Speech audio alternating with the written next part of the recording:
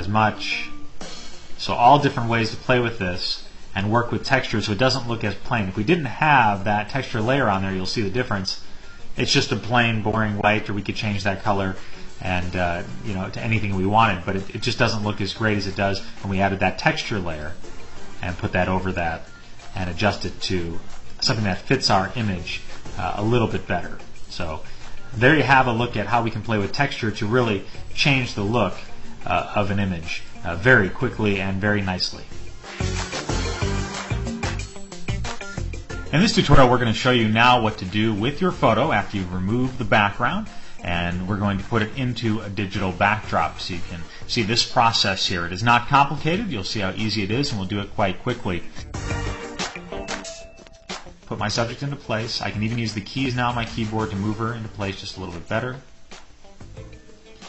And there we go. We have the subject now in place above a digital backdrop, ready to go, and ready now to start working in the next tutorial. We're going to be blending a lot of these edges and adjusting the lighting to make this a very natural looking result. I really like what that did. The other thing that did is it helped with the hair on this side blend in the remaining parts of black of the hair that I had cut out, because that shadow is adding to it. It's giving that three-dimensional. Those layers that were a bit transparent are now being filled in by the drop shadow. So it's really helping me already with the look of this subject on this photo.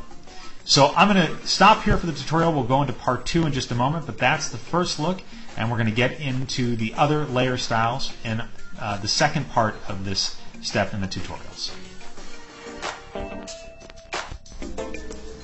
In this tutorial, we're going to show you how to work with green screen images, photos you shot against a green chroma key, and remove the background with Photoshop, put them onto a digital backdrop. And there's a lot of different techniques we'll use here, and what's really great about it is we also have the solution for that pesky green glow. You know, if you shoot against a green screen and the lighting isn't perfect, sometimes when you remove that background and you do this in Photoshop, you'll see there's a little green glow, as we'll show you here in a minute. And we've got the solution for you in this tutorial.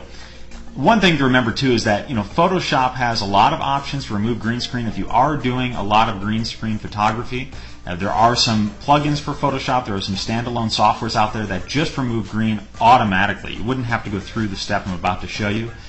You would have a very... I could either lower the... I'm going to bring that lighting up a bit, but I think I'm just going to burn in her face just a bit, because I feel like, when I click on her again, I feel like it was too bright. You'll see when I do that, it really came down nicely. So she's starting to really blend in. And this background, I could always change it just a bit too, because maybe it's, maybe it's not working where she was there. So you can kind of play with that and see where you think. But a lot of options, a lot of.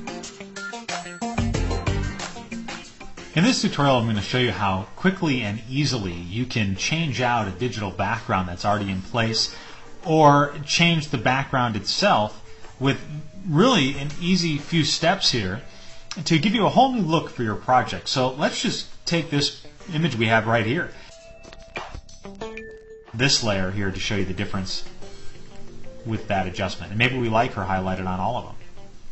So there you go. So a lot of different ways that you can play with this image, play with the backgrounds to give yourself a different look, simply by opening up new backdrops, dragging them in, and then adjusting these layers in any way you want to really give them a whole new look and different ways that you want to work with them to design and have images that you want to create with. So there's some great ways to quickly adjust the background layers and to have a lot of fun with the photo that you're working with.